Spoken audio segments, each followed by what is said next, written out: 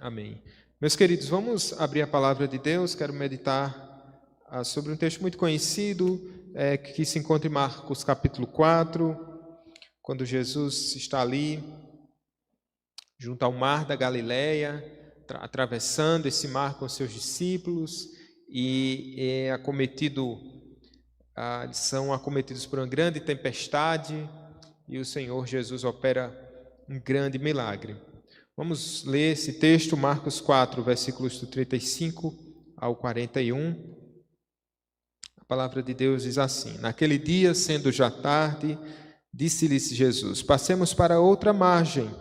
E eles, despedindo a multidão, o levaram assim como estava, no barco. E outros barcos o seguiam. Ora, levantou-se grande temporal de vento, e as ondas se arremessavam contra o barco, de modo que o mesmo já estava a encher-se de água. E Jesus estava na polpa, dormindo sobre o travesseiro. Eles o despertaram e lhe disseram: Mestre, não te importa que pereçamos? E ele, despertando, repreendeu o vento e disse ao mar: Acalma-te, emudece. O vento se aquietou e fez-se grande bonança. Então lhes disse: Por que sois assim tímidos? Como é que não tendes fé? E eles, possuídos de grande temor, diziam uns aos outros: Quem é este que até o vento e o mar lhe obedecem? Oremos, irmãos, querido Deus, com a tua palavra lida, Senhor, nós já somos abençoados. Com tua palavra também, Senhor, explicada, nossa mente é esclarecida. Com tua palavra aplicada, nós somos, Senhor, confrontados. Que tudo isso, Pai, todos esses benefícios, todas essas bênçãos, ó Pai, o Senhor possa nos proporcionar através dessa meditação, Senhor, como o Senhor sempre o faz, quando a tua palavra é lida, quando a tua palavra é explicada, quando a tua palavra ela é aplicada. Que assim seja no poder do teu Espírito Santo, apesar, a despeito das nossas fragilidades, das nossas limitações, que o Senhor, ó Pai, que é poderoso para romper e transpor qualquer dessas barreiras que nos impedem, Senhor, de entender e compreender a tua palavra, o Senhor que é poderoso para operar assim. A ti nós oramos, ó Deus, em nome de Jesus. Amém. Amém. Meus queridos irmãos, Marcos, ele relata um episódio que é também replicado por Mateus e também por Lucas, falando sobre o poder de Deus em Cristo Jesus, o Filho de Deus, a sua autoridade. Isso vai ficar muito claro aqui nessas páginas e nos eventos posteriores, quando nós vamos ver Jesus como Deus tendo autoridade, exercendo autoridade sobre a natureza, como é nesse episódio aqui, como nós veremos Jesus dando ordens ao mar e ao vento, e eles prontamente obedecem. Nós também vemos na passagem posterior, Jesus curando o endemoniado, e aqui mostrando que Jesus ele tem autoridade sobre os poderes espirituais, ele tem toda a autoridade. Mas para frente nós também vamos ver o Senhor Jesus atendendo ao pedido de Jairo e ressuscitando a sua filha, mostrando que Jesus ele tem autoridade sobre a morte.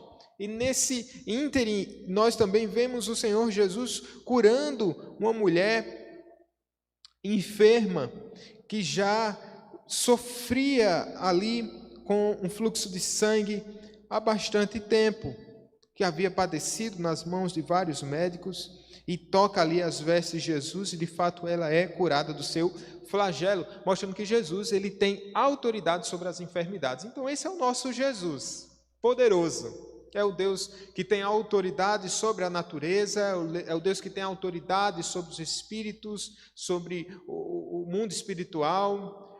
é o Deus que tem autoridade sobre as enfermidades, é o Deus que tem autoridade sobre a morte. Então é absoluto o poder de Cristo Jesus, demonstrado aqui, descrito por Marcos. E aqui, queridos, em especial, nessa passagem que eu já disse para os irmãos, já é tão sabida, já é tão bem compreendida e conhecida demais pela cristandade, mas temos aqui, todas as vezes que batemos os olhos nessa passagem, o Senhor certamente fala aos nossos corações de maneira nova com o velho evangelho. Essa é a verdade. E aqui eu quero falar para os irmãos sobre esse episódio que fala sobre um chamado à confiança.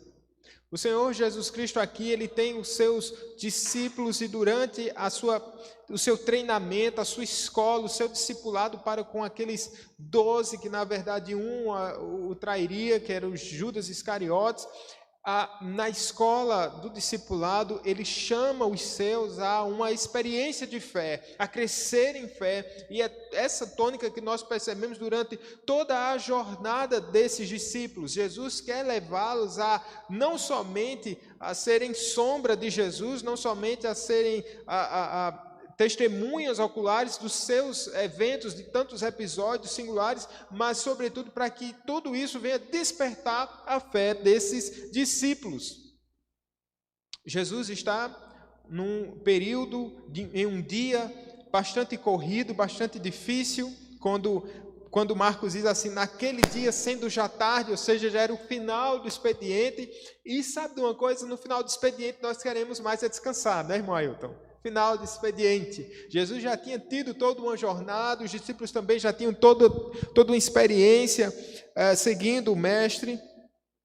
Havia sido um dia meio turbulento, em meio à sua ação para expelir demônios. Vemos os parentes de Jesus que o quiseram prender porque diziam que ele estava fora de si. Os religiosos, os escribas, por sua vez, acusaram de estar possesso. Depois disso tudo, ele ensina diante de uma multidão, faz de um barquinho um púlpito, e está ali no seu ministério, um ministério eficaz, um ministério contínuo. E é nesse período aqui, em meio a todo esse dia difícil, que ele ainda tem algo a fazer num terceiro expediente. E o texto vai nos dizer que, sendo já tarde, ele disse aos discípulos, passemos para outra margem. Aqui eu quero trazer uma primeira lição para nós.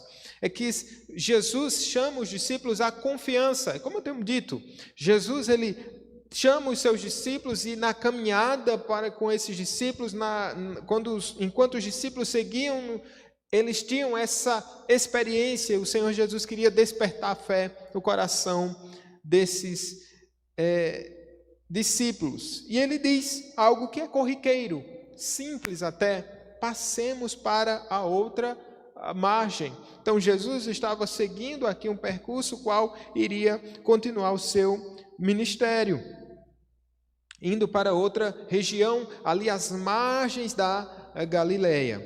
Veja que ele está convidando os discípulos para passarem para outra margem.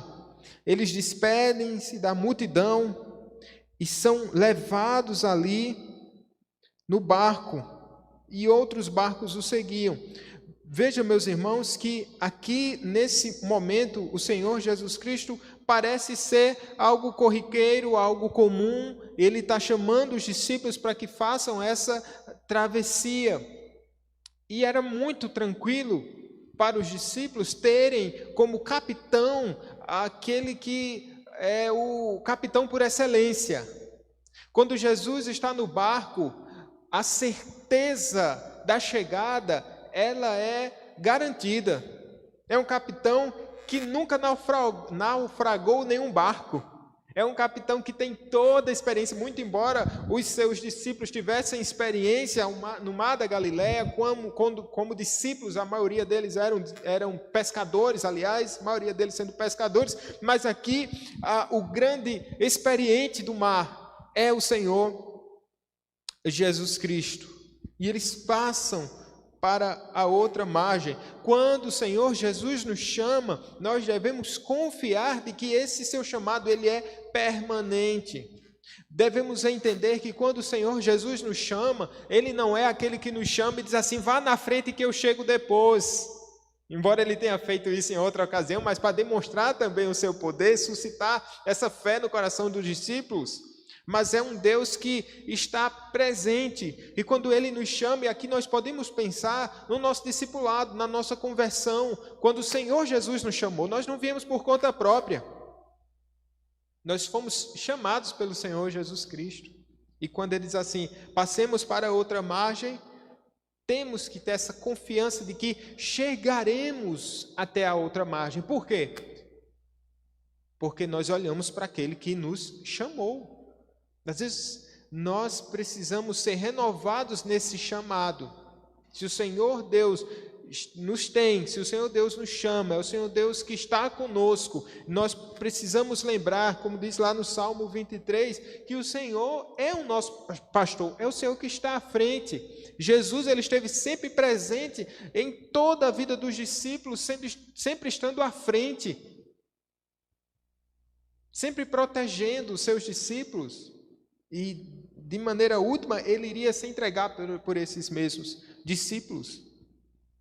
Eles estavam aqui, e o Senhor nos chama a isso também, meus irmãos. Nos chama a confiar. É um chamado à confiança. Com o Senhor Jesus não há tédio.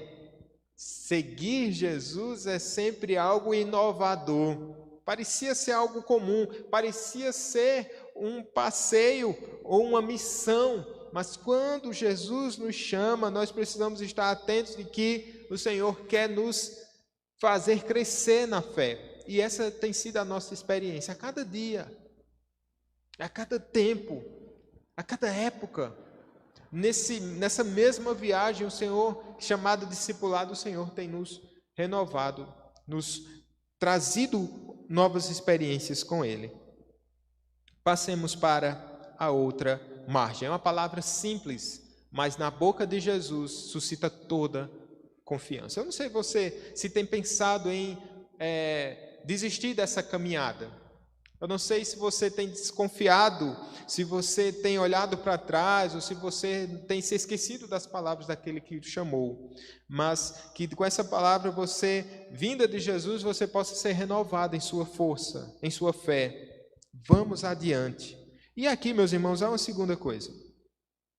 Jesus, ele não somente nos chama à confiança, mas ele demonstra porque é digno de toda confiança. Jesus tinha preparado algo especial para os discípulos durante essa passagem, durante essa travessia. No versículo 37 diz que levantou-se grande temporal de vento e as ondas se arremessavam contra o barco, de modo que o mesmo já estava a encher-se de água, quase sendo destruído aqui o barco. Veja que nessa paisagem geográfica era muito comum esse tipo de evento.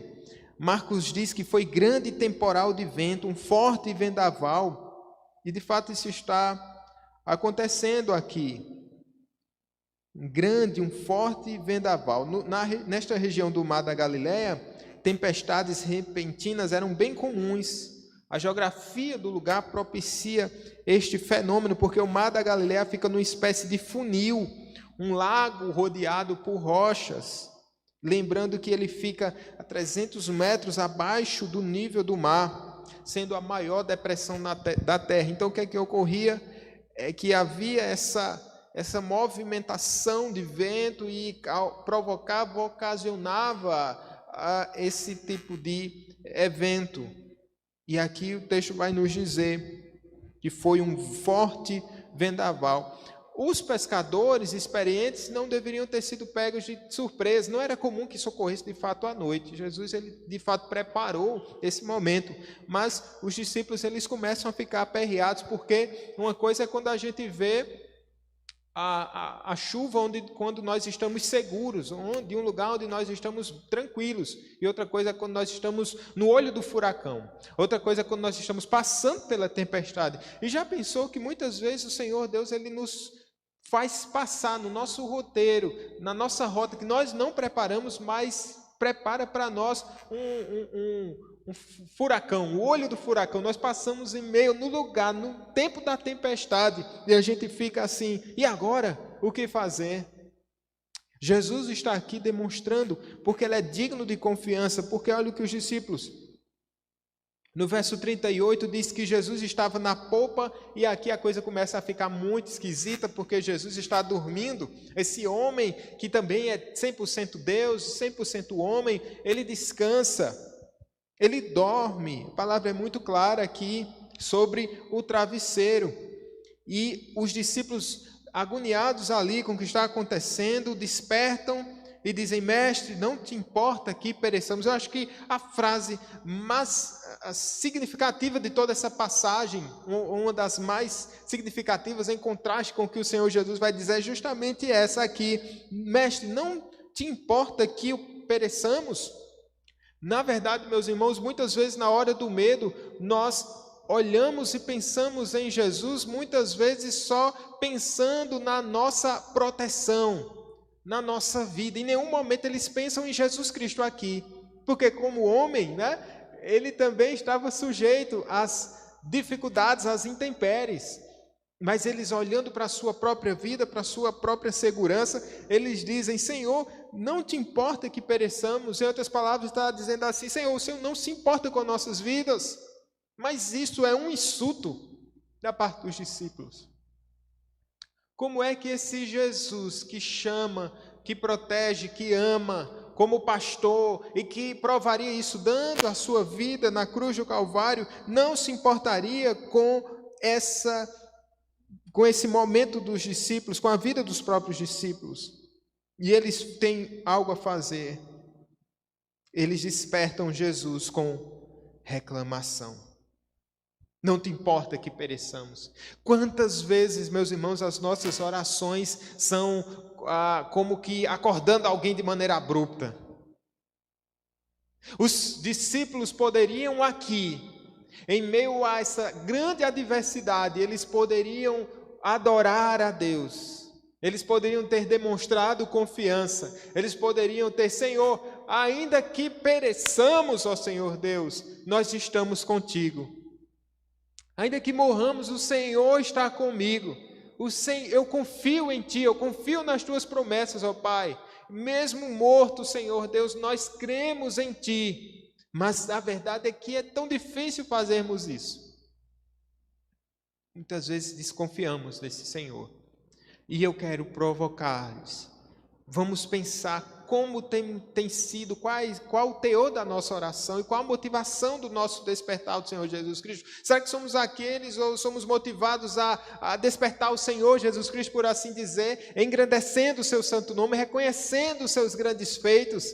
Ou sempre as nossas orações são imbuídas de reclamação ou de uma fé diminuta, ou sempre nesse teor?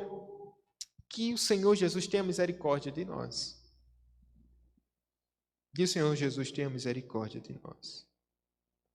Mas o fato é que Ele desperta, Ele repreende o vento e Ele fala com o mar. Eita, que Senhor Jesus poderoso! Esse é o Deus poderoso.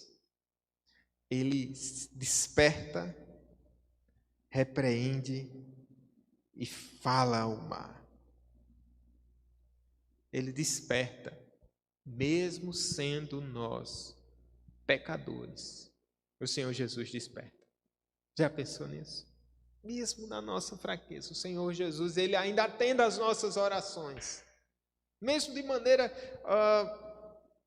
imprópria, mesmo de maneira muitas vezes insensata, mesmo sem sabedoria tantas vezes, é por isso que nós precisamos dizer: Senhor, ensina-me a orar como convém. E aqui nós nos lembramos que quando o Senhor Jesus atende às nossas orações, é por pura graça, é por pura misericórdia. É por isso que Jesus atende às nossas orações. Ele desperta, Ele repreende o vento e Ele fala com o mar. Lembremos que Marcos está nos propondo aqui, nos mostrando que o Senhor Jesus, Ele é Deus poderoso sobre a natureza. E Ele desperta, repreende e fala com o vento e o vento se aquieta, a tempestade para e se faz o quê? Grande bonança. Grande bonança. Jesus está aqui chamando os discípulos à confiança, mas demonstrando por que ele é digno de confiança. Mostrando todo o seu poder, mostrando aqui toda a sua autoridade. Pensemos bem, meus irmãos, pensemos bem. Esse Cristo bendito, esse Deus poderoso que se revela através da Escritura. Todas as vezes que meditamos na palavra, que ouvimos a palavra de Deus, o Senhor está nos demonstrando porque Ele é digno de confiança, de todos os seus feitos, de todos os seus atos de libertação no Antigo Testamento, no Novo Testamento, de como Ele nos libertará no final da história. Tudo isso deve nos trazer a grande confiança, não somente quando nós pensamos em experiências particulares, não somente quando nós bendizemos ao Senhor e dizemos assim: não te esqueças, ó minha alma, de nenhum dos teus benefícios, e muitas vezes esses benefícios não são diretamente voltados para nós, mas para a história a qual nós fomos inseridos. Nós fomos chamados e salvos pelo Senhor da pior de todas as tempestades, que era a condenação. Por isso, meus irmãos, Ele demonstra porque vocês podem confiar em mim.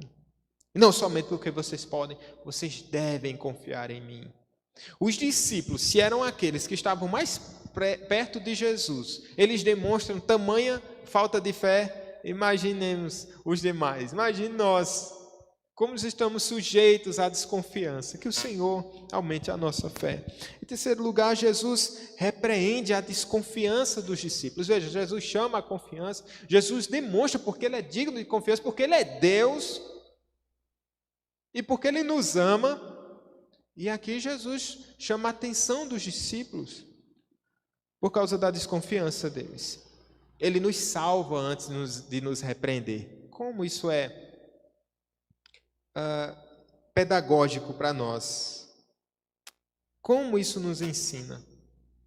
O Senhor primeiro nos livra e depois nos repreende.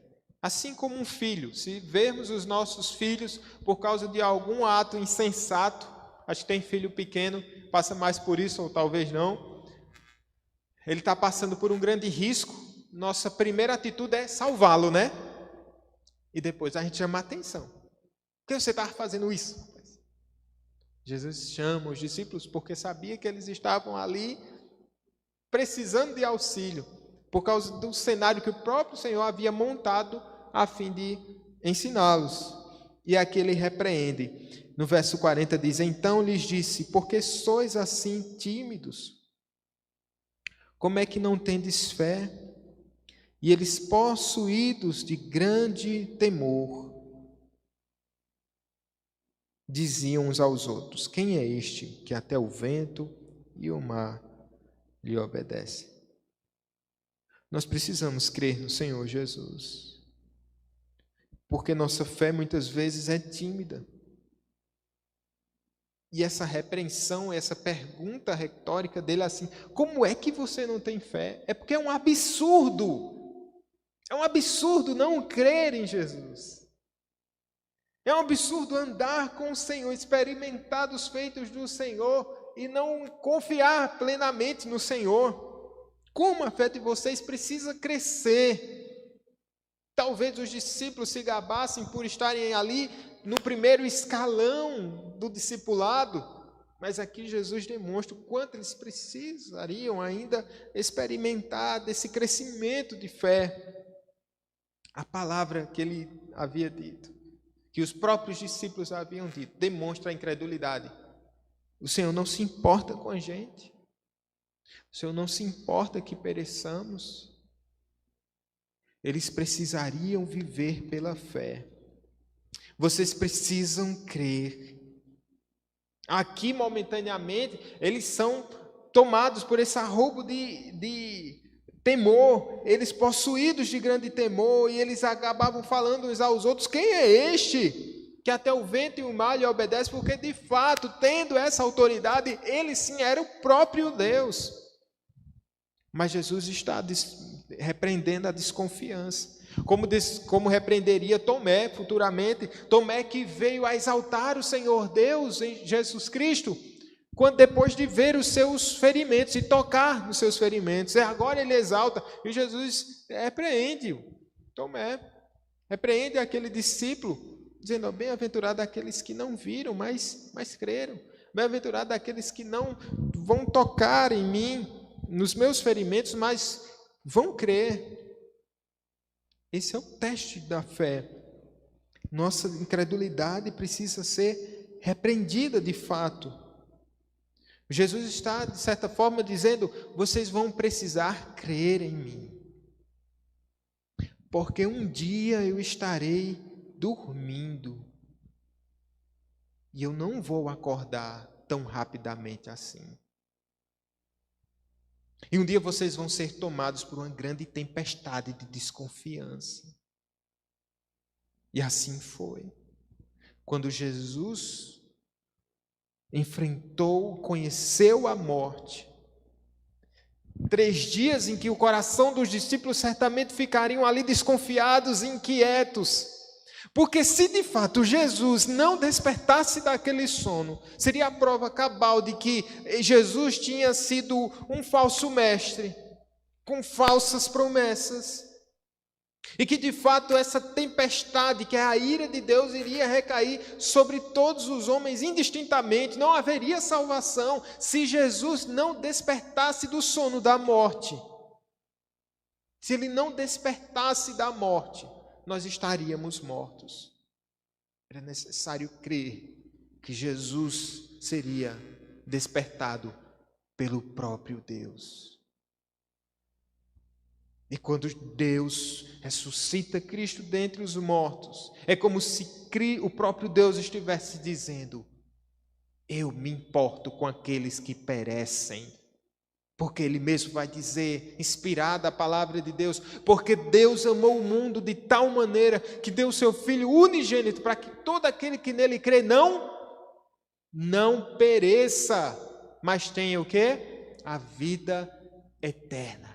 Então, quando Jesus Cristo desperta dentre os mortos, é Deus dizendo àqueles a quem Ele amou: eu me importo com vocês,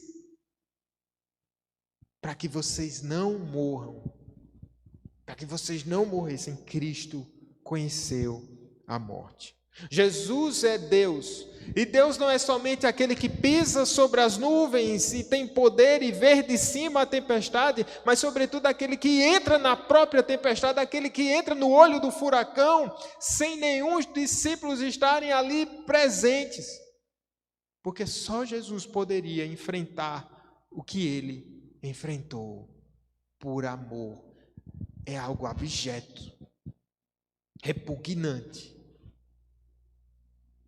quando nós reclamamos do Senhor, dizendo: Mestre, não te importa que pereçamos? Quando qualquer sombra de dúvida vir percorrer a nossa mente, voltemos ao Evangelho, voltemos à palavra de Deus, voltemos ao sacrifício de Jesus, voltemos para a tumba vazia, e aí nós teremos, a nossa alma se calará, e nós, na verdade, nossos lábios se abrirão para engrandecer ao Senhor Jesus, por tão grande fidelidade e por tão grande salvação. Quando olho para Jesus ressurreto dentre os mortos, nossa alma, quando olhamos para esse Jesus ressurreto, nossa alma é possuída de grande temor. Ele não somente faz com que o vento e o mar lhe obedeçam, mas a própria morte lhe obedece, porque Jesus venceu a morte. Amém, meus irmãos. Não sei qual a tempestade que passa, qual o vendaval que passa na sua alma, mas eu sei aquele que é capaz de acalmar os corações, o capitão que não naufraga, o Senhor Jesus que conhece o mar, o Senhor Jesus que já enfrentou a pior de todas as tempestades por amor de nós. Vamos orar, entregar o nosso coração ao nosso Senhor. Entreguemos-nos ao nosso Deus poderoso, Que o Senhor aumente a nossa fé. Acalme a tempestade do nosso coração. Ó querido Senhor, quando o Senhor nos chamou, o Senhor nos fez embarcar na maior de todas as aventuras, na viagem mais maravilhosa possível. O Senhor, desde então, é o capitão da nossa alma. Não nos deixará perecer. Talvez sintamos, Senhor, a água molhar os nossos pés. Ou talvez fiquemos, ó Senhor, apavorados quando essa água o nível dessa água, nós afundamos, ó Senhor Deus, a ponto de pensarmos que será o nosso fim. Mas aquele que nos chamou é fiel para nos conduzir em triunfo. Chegaremos ao fim dessa viagem em segurança. E a cada, Senhor, a cada tempestade, que o Senhor nos ensine a confiar em Ti. Possamos confiar em Ti, nos enchendo de grande temor.